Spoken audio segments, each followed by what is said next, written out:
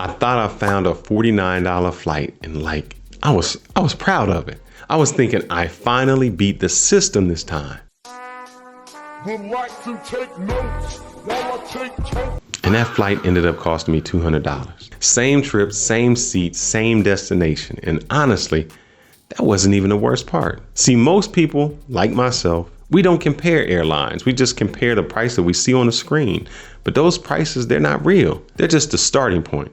Because when you search flights, the cheapest number will always jump out at you. That $39, $59, or $79 flight. And your brain says, why would I pay double for the same flight? But it's not the same flight, not even close. But you book it. You feel smart. You feel like you saved some money. And then everything starts stacking. Your baggage. You're going somewhere, you need to bring luggage. So you bring a bag, not a big bag, just a normal bag. But that's extra, $40, $50, $60 each way. And now that cheap flight is already climbing. Your seat. You find out when you check in, you realize you didn't really have a real seat. You got a random situation.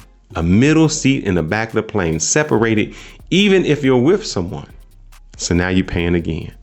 And what you don't think about, and this is the part that people don't factor in, what are you actually losing?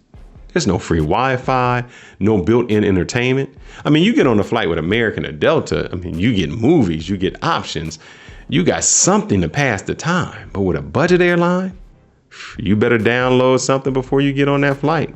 You better pack some snacks and bring a drink, because just the basic stuff, they're not included. Now it's another charge. Now it's another decision, another add-on. And the moment hits you. Man, I remember I was flying back from Fort Lauderdale. I just come from out of the country. Everything was normal until it wasn't. Every airline around us, people were getting their luggage. They were moving through customs. They were leaving out, except people on the Spirit Airlines. They said they couldn't get the baggage off because of weather. I understand that, but here's the problem. Every other airline was getting the luggage off while we was just sitting there, waiting, watching other people leave.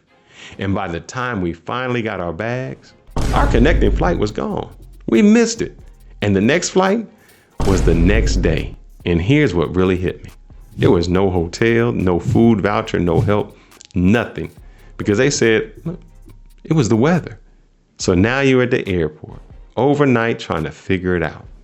And that's when you realize this is not about price anymore.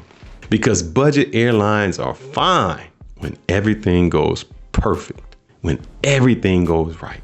Oh, when you got a backpack, when you don't have a carry-on and no check-in baggage, when it's a short trip, when you're flexible, honestly, oh man, it works. That's the best thing. A weekend getaway, when you're in and out and you don't need much, you can deal with it. But if anything goes wrong, that's when you feel the difference. Customer service, that's the biggest gap. You ever try calling Spirit Airlines? You can't.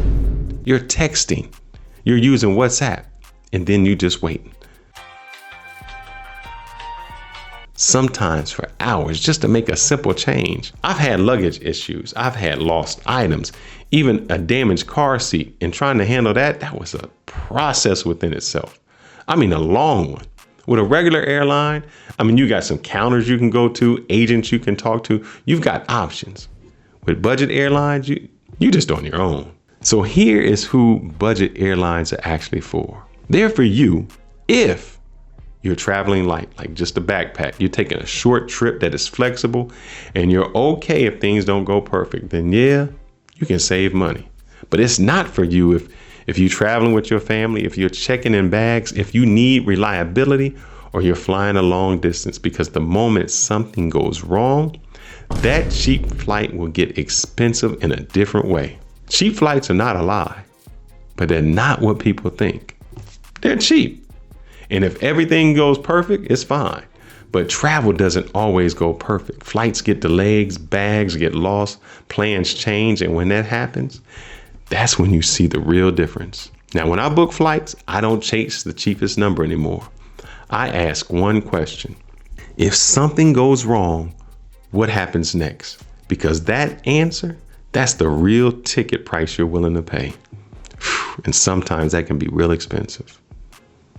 If you like this, make sure you click here to save some money and click here to get some good trips.